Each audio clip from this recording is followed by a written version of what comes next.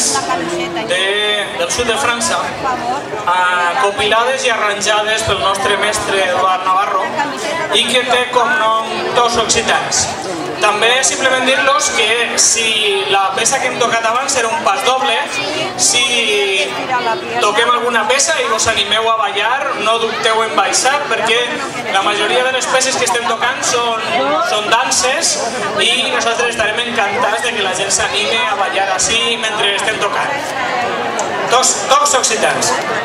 A dar una vuelta me cae una de